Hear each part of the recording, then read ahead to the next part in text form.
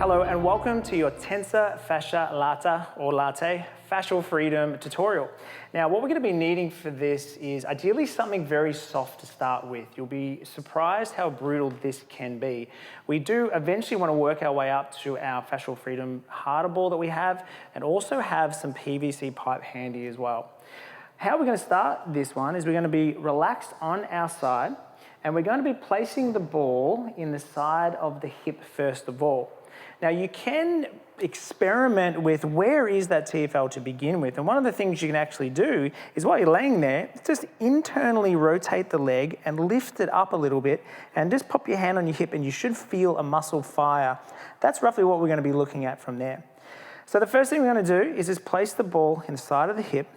If you can get the back leg bent up behind you because you're going to use that leg for a bit of support and leverage, and you're just going to gently roll onto the ball. Now, some of you may not be able to go far at all, and that's okay, that's fine.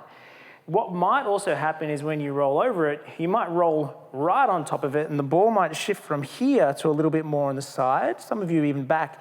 That's okay, we're getting a little bit more into our glute med area. So just see if you can work it back so it's a little bit more front on rather than directly side or behind. Now that can be very brutal. So this is one where we really need you to relax, nose breathe, 5 minutes plus with this one. Take your time with it. And as you do start to relax, you'll notice you'll start to melt on top of the ball. That's where that fascial tissue that has been dehydrated will eventually break open and starts to hydrate.